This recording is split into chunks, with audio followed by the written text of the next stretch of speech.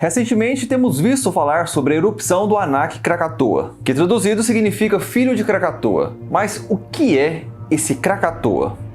Meu nome é Marcos e hoje eu vou falar sobre a erupção do vulcão Krakatoa, um dos eventos vulcânicos mais mortais e destrutivos da história. O fenômeno foi tão violento que praticamente todos os habitantes do planeta Terra sentiram.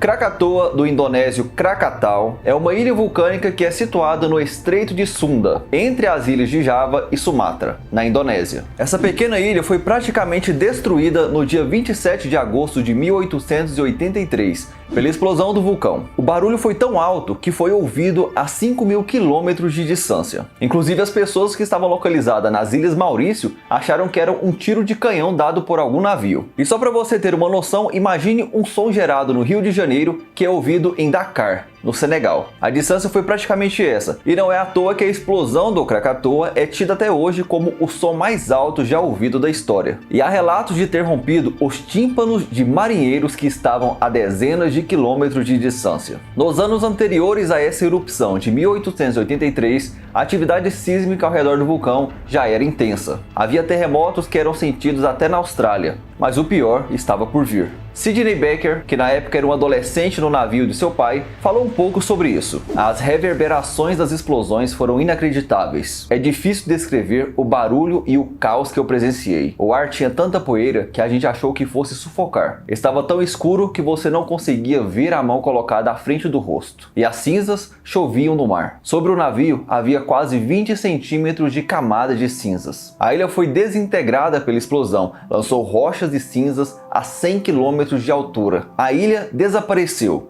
e deixou por alguns segundos um buraco gigantesco no mar. Esse buraco foi enchido por trilhões de toneladas de água. Estava tão quente no interior desse buraco que a água imediatamente se converteu em vapor. Esse vapor causou tsunamis gigantes, um total de 4, que causou um enorme estrago nas costas de Sumatra e Java. Vários vilarejos e cidades costeiras na Indonésia foram invadidas pelas ondas e completamente inundados. Mas não foram apenas a cratera e o vapor que causaram esses gigantescos tsunamis. A enorme quantidade de água que foi deslocada pela lava, rochas e outros detritos expelidos por essa erupção também contribuíram. Sidney conta ainda: o barco de meu pai estava a caminho de Anger e a cidade desapareceu completamente sob a água. A gente estava navegando por cima dela. Me lembro de ouvir o meu pai dizendo que se jogasse uma âncora, ela ficaria presa na chaminé de uma casa. No mar, havia toda espécie de destroços, vilarejos levados pela água, corpos para tudo que é lado. Esses tsunamis que aconteceram pela explosão do Krakatoa foi responsável pela morte de aproximadamente 40.000 pessoas nas cidades costeiras do Estreito de Sunda e avançaram pelos oceanos Índico e Pacífico. Essas tsunamis destruíram tudo em seu caminho.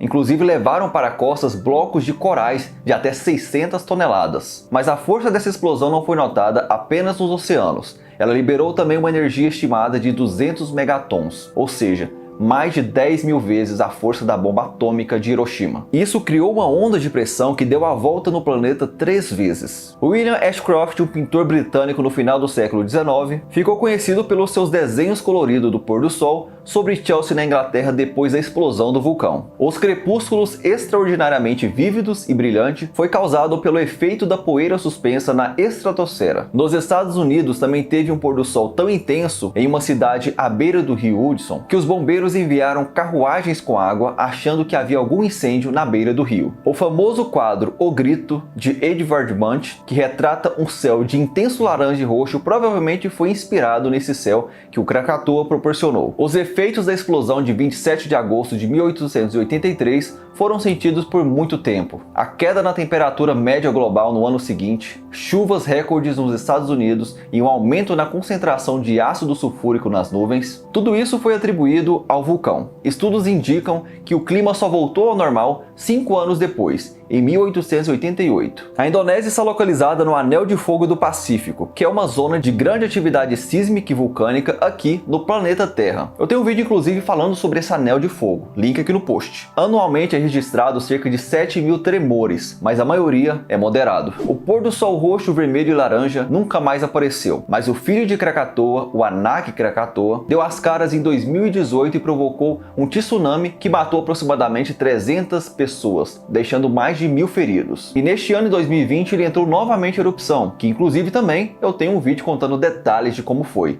Vou deixar um link aqui no post. Bom, então é isso, essa foi um pouco da história do devastador vulcão Krakatoa. Se você gostou do vídeo, deixe seu like, se inscreva no canal se você não for inscrito. Um grande abraço e até os próximos vídeos.